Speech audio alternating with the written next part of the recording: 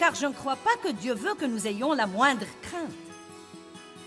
Je crois qu'il veut que nous soyons audacieux, courageux, sûrs de nous et pleins de foi. Audacieux, courageux, sûrs de nous et pleins de foi. Il veut que nous marchions la tête haute et non pas baissée.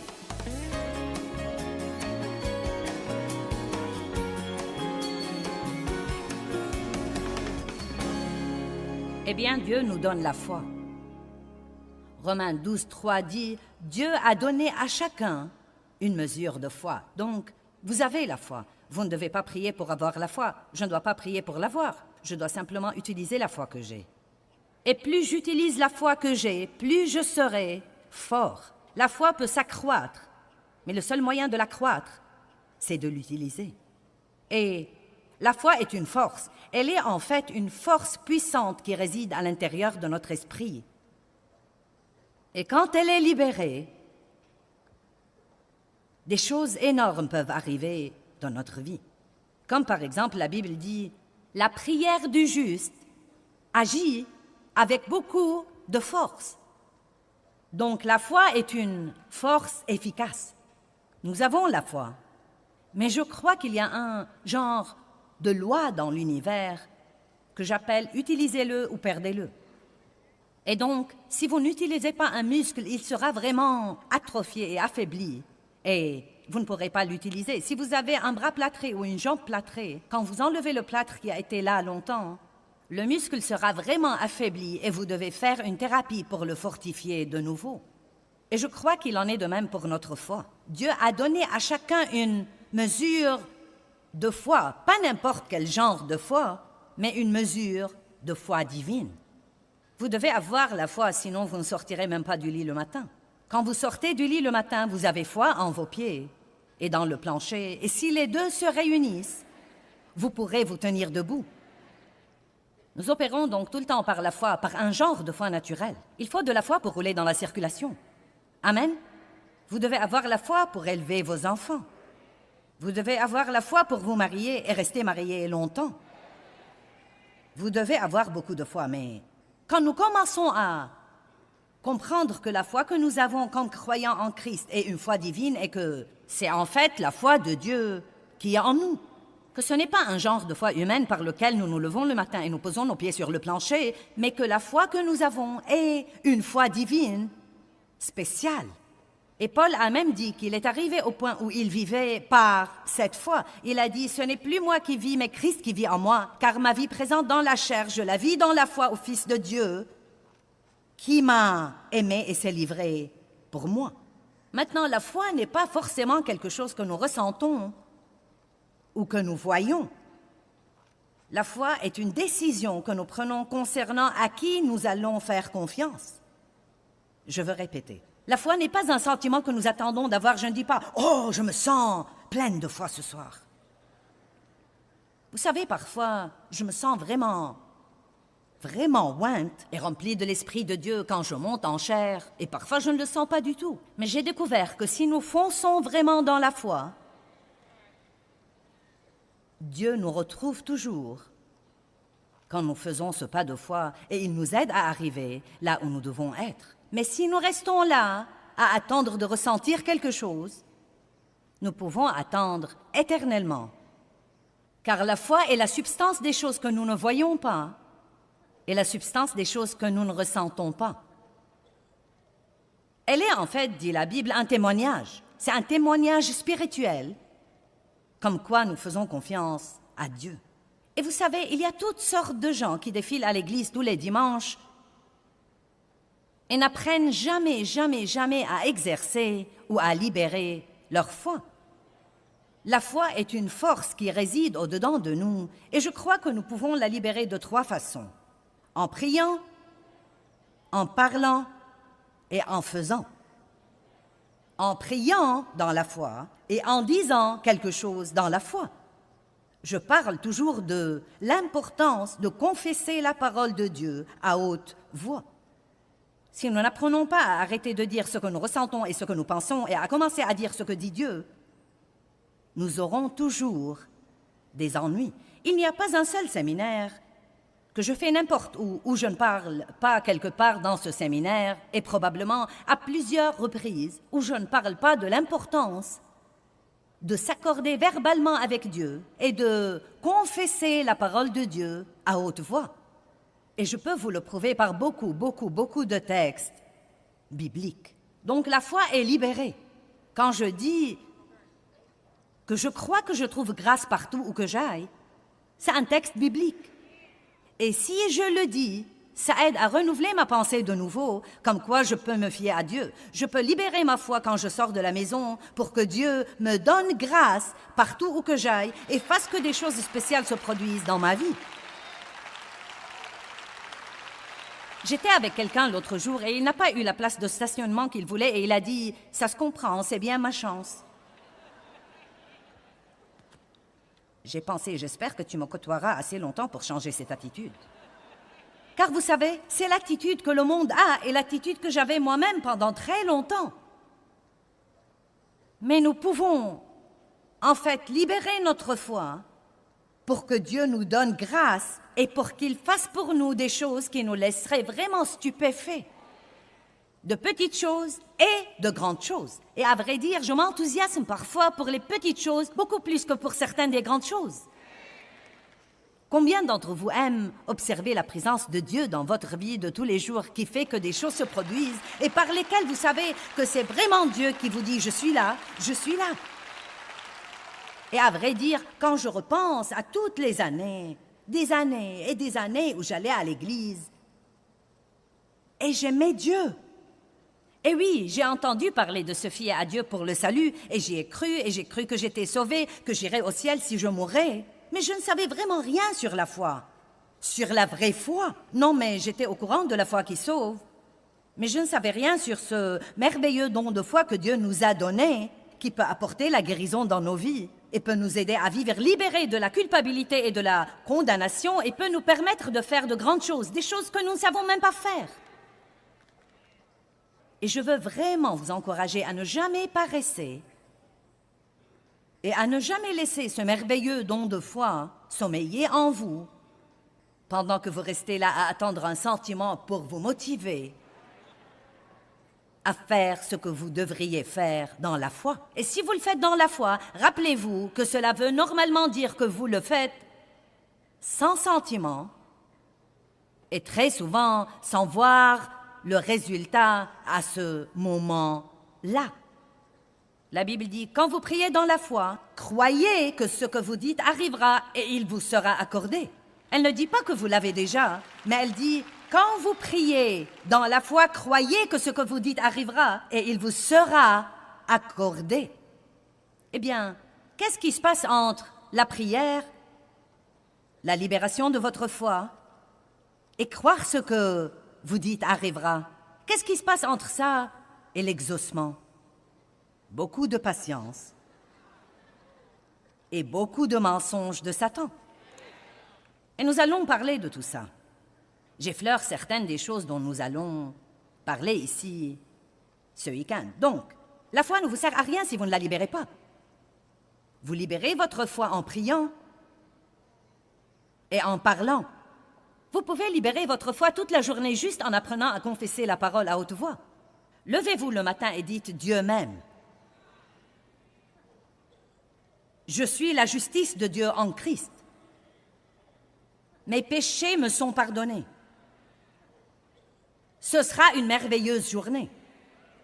Quelque chose de bien va m'arriver aujourd'hui. Quelque chose de bien va arriver par moi aujourd'hui. Eh bien, c'est en fait une façon différente de prier. Je me rappelle que Dave m'a dit une fois, et Dieu s'y prend avec les différentes personnes de différentes façons, mais je me rappelle que Dave m'a dit une fois, la foi, c'est une prière. Et je savais ce qu'il voulait dire. Quand, juste ce simple, je me fie à toi, Dieu. C'est une prière. Mais si souvent nous faisons de la prière une si rude épreuve et nous la compliquons et nous la légalisons au point où nous la faisons par devoir, mais nous n'en jouissons vraiment pas. La prière est puissante. Elle change vraiment les choses. Mais nous devons prier dans la foi. Maintenant, je crois que nous avons tous probablement beaucoup de craintes. Des tas de petites craintes. D'habitude, quand ce sont de grandes craintes, vous savez qu'elles sont là. Mais je crois que nous avons tous probablement des tas de petites craintes auxquelles nous nous sommes habitués et que nous devons tolérer si longtemps que nous ne nous rendons peut-être pas compte que nous les avons. Qu'en pensez-vous? Vous pensez que c'est possible? Combien d'entre vous pensent que c'est possible? Je me demande combien de fois nous pensons « Oh, je crois que je vais faire ça ». Et ensuite, une pensée craintive vient et nous disons « Je ne vais pas le faire ». Et nous n'arrêtons même pas pour dire « Dieu, est-ce quelque chose que tu veux que je fasse ?» Car quand la Bible dit « Ne craignez pas », elle ne dit pas de ne pas ressentir la crainte. Cela veut en fait dire que quand vous ressentez la crainte, ne la laissez pas vous arrêter. Le courage n'est pas l'absence de la crainte, c'est de foncer face à la crainte. Nous devons donc apprendre à, si je vais faire quelque chose et que cette pensée craintive vient, je dois penser à ce que je pense et me rendre compte que c'est probablement le diable qui essaye de m'empêcher de faire quelque chose que Dieu veut que je fasse. Et je peux aborder le problème à l'instant même et dire « Je ne vais pas vivre dans la crainte. Je ne vais pas vivre dans la crainte. C'est le moment de parler à haute voix. Je ne vais pas vivre dans la crainte parce que Dieu est avec moi et aller de l'avant. Aller de l'avant. Vous savez quoi? Je suis furieuse contre le diable parce qu'en fait, il vole vraiment la destinée des gens par la crainte. Et je ne veux pas que vous laissiez le diable vous voler votre destinée.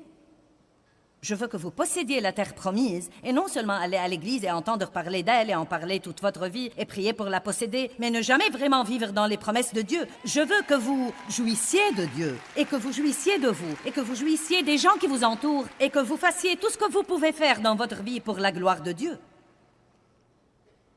Mais la crainte entravera tout ça. Ce serait probablement pitoyable si nous pouvions entasser tout ce que le diable a volé à tout le monde ici ce soir dans cette salle collectivement par la crainte. Nous serions absolument exaspérés pour avoir laissé l'ennemi nous faire ça. Oui, j'ai dit, pour avoir laissé l'ennemi nous faire ça. Il n'y a qu'une seule attitude que le chrétien puisse avoir envers la crainte qui soit acceptable à Dieu, et c'est très simplement la suivante. Je ne craindrai pas. Je ne craindrai pas. Cela ne veut pas dire que vous ne ressentirez pas de crainte. Si vous ne comprenez pas les nuances de ce que je dis maintenant, la prochaine fois que vous ressentez la crainte, vous direz « Ça n'a pas marché pour moi ». En fait, je vais vraiment faire un pas de foi là et dire quelque chose. Je ne suis pas sûre que vous puissiez chasser la crainte par la prière. Vous savez ce que vous devriez prier? Je crois que vous devriez prier Dieu de vous donner le courage de confronter la crainte quand elle vous assaille. Vous savez pourquoi? Parce que Satan va toujours essayer de vous empêcher d'avancer. Toujours. L'apôtre Paul dit dans 1 Corinthiens 16, verset 9, « Une porte grande et efficace est ouverte à mon activité et il y a beaucoup d'adversaires. » Nouveau niveau, nouveau diable, c'est comme ça que ça marche. Nous prions pour la promotion et nous oublions que nous aurons quelque chose avec la promotion. Une porte grande et efficace est ouverte à mon activité et il y a beaucoup d'adversaires. Ne demandez pas quelque chose à Dieu si vous n'êtes pas prêt à payer pour l'avoir. Parfois, Dieu essaie de nous donner quelque chose et nous sommes comme « Eh bien, je ne comprends pas ce qui se passe. » Eh bien, c'est le diable qui essaye de vous effrayer. Vous devez donc dire « Je ne craindrai pas ». Tant que vous êtes sûr et que vous savez dans votre cœur que vous faites ce que vous croyez que Dieu vous mène à faire ou vous a demandé de faire, ou si c'est quelque chose dans la parole de Dieu, à ce moment-là, vous devez aller de l'avant. La crainte veut dire abandonner, s'enfuir. Et il y a tant de sortes différentes de craintes. Non, mais je les ai cherchées dans le dictionnaire une fois, et je les ai cherchées dans l'encyclopédie, et c'est la crainte de ceci, et la crainte, et la crainte, et la crainte, et cette phobie, phobie, phobie, phobie. Et vous savez, je vais me prêcher moi-même ce week-end aussi bien que vous. Car bien que je ne sois pas une personne vraiment craintive, je sais qu'il y a de petites craintes que j'ai probablement tolérées dans ma vie. Et je ne veux plus ça, car je ne crois pas que Dieu veut que nous ayons la moindre crainte. Je crois qu'il veut que nous soyons audacieux, courageux, sûrs de nous et pleins de foi. Audacieux, courageux, sûrs de nous et pleins de foi. Il veut que nous marchions la tête haute et non pas baissée. Il veut que nous ayons un but et non pas traîner les pieds comme si nous n'en avions pas. Il ne nous veut pas les bras ballants, il nous veut vigilants. Il ne nous veut pas inactifs à cause de la crainte. Il nous veut actifs et que nous causions au diable tous les jours une dépression. Je ne craindrai pas. Je ne craindrai pas. Que me feraient les hommes? Si Dieu est pour moi, qui sera contre moi? Si Dieu est pour moi, de qui aurais-je peur? Alléluia. Mais Joyce, je ne sais pas ce qui va arriver. Qui le sait? Moi non plus. Vous savez quoi? Même si vous croyez que vous savez, vous ne savez pas. Eh bien, Dieu m'a dit. Peut-être qu'il vous a dit ce qui va arriver, mais je parie qu'il ne vous a pas dit quand. Et donc, vous serez testé comme tous les autres. Oh, tu as inventé ça, Dieu ne te l'a pas dit, ça ne va jamais arriver, tu ferais aussi bien de l'oublier. Combien de craintes est-ce que nous tolérons dans nos vies?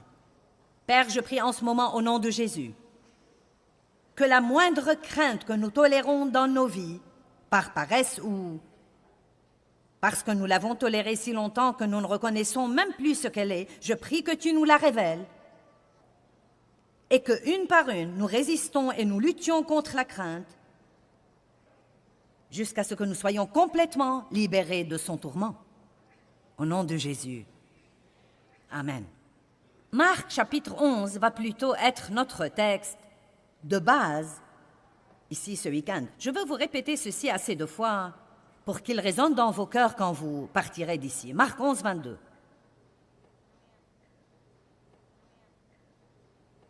N'est-ce pas très amusant que nous soyons ensemble ce week-end?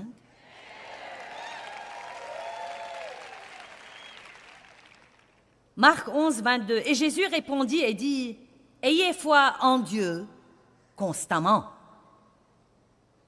J'aime vraiment ça. Maintenant, continuons. En vérité, je vous le dis, si quelqu'un dit à cette montagne, « ôte-toi de là et jette-toi dans la mer », vous devez dire quelque chose. Et s'il ne doute pas, nous allons parler de ça demain. Du tout en son cœur, mais croit que ce qu'il dit arrivera, cela lui sera accordé. C'est pourquoi je vous dis, tout ce que vous demandez en priant, croyez, ayez confiance que vous l'avez reçu et cela vous sera accordé.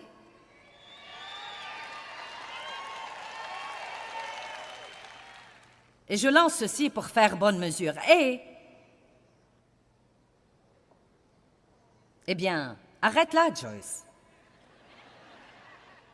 Et quand vous êtes debout en prière, si vous avez quelque chose contre quelqu'un, si vous avez quelque chose contre quelqu'un, si vous avez quelque chose contre quelqu'un,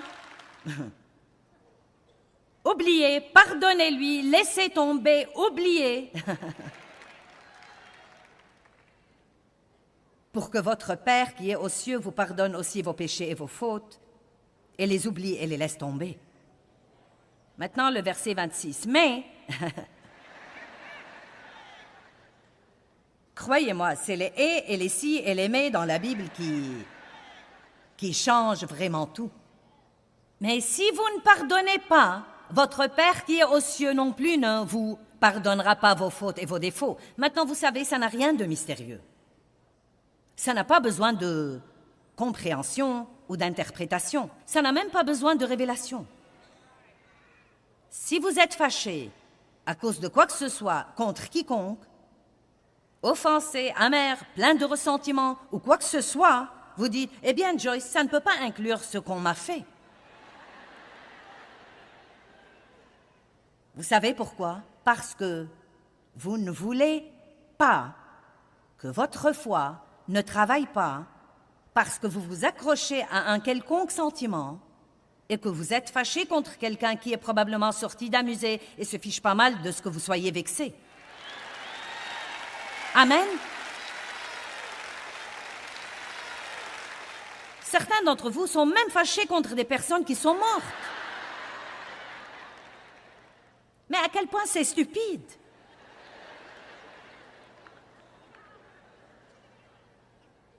Ça n'aidera sûrement pas. Ayez foi en Dieu constamment. J'aime ça.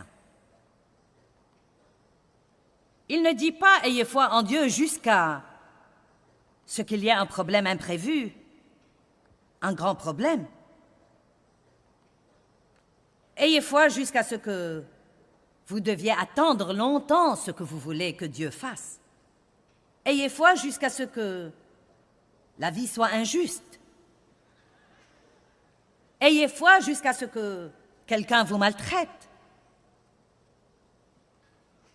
Ayez foi jusqu'à ce que vos ennemis semblent être plus bénis que vous. Il n'y a pas de jusqu'à ce que.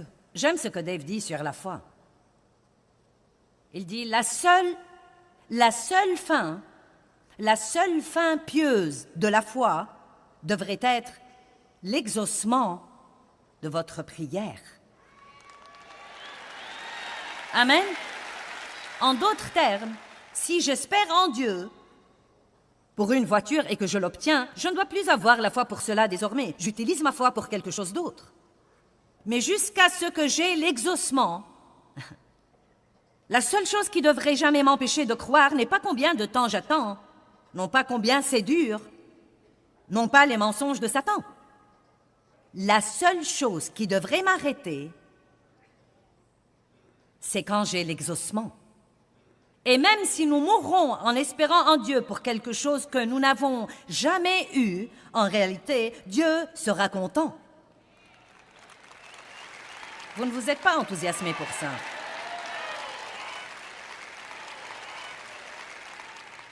Vous voyez, à l'instant où j'ai dit ça, vous avez eu peur. Tu veux dire que je ne l'aurais pas? Vous voyez, voilà le problème. Maintenant, regardez-moi. Ce n'est pas avoir ce que nous voulons qui nous rend heureux. C'est dans l'attitude de foi dans laquelle nous vivons et dans la confiance en Dieu que nous trouvons la paix et la joie. Romains 15, verset 13 dit « La joie et la paix se trouvent dans la foi ». Il ne dit pas « La joie et la paix se trouvent dans l'obtention de tout ce que vous voulez ». Vous pouvez donc être aussi heureux si vous avez un cœur plein de foi que si vous avez votre exaucement. Et je sais que vous ne croyez probablement pas ça, mais... C'est vrai, nous nous rendons malheureux pendant notre attente. Vous pouvez soit attendre avec le doute et l'incroyance, soit avec un cœur de foi qui dit « Dieu, je crois que tu travailles en ce moment et que tu n'es pas un homme pour mentir et je crois que tu ne tardes pas. Et je crois que si c'est ce que je suis censé avoir, tu me le donneras et personne ne t'arrêtera. » Et ensuite, vous pourriez ajouter ça. « Et Dieu, si tu ne veux pas que je l'ai à ce moment-là, je ne le veux pas. »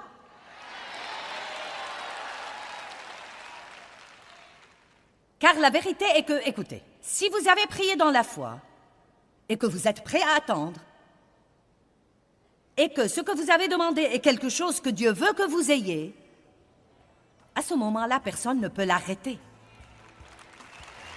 Personne! Aucun diable! Personne! Personne! Eh bien, 1 Jean 4, 18 nous enseigne que l'amour parfait chasse la crainte. Et vous savez, vous pouvez être sûr que Dieu a un amour parfait pour vous. Il a un amour parfait pour nous tous. Et en fait, Dieu travaille toutes choses en notre faveur, même quand ça n'en a pas l'air.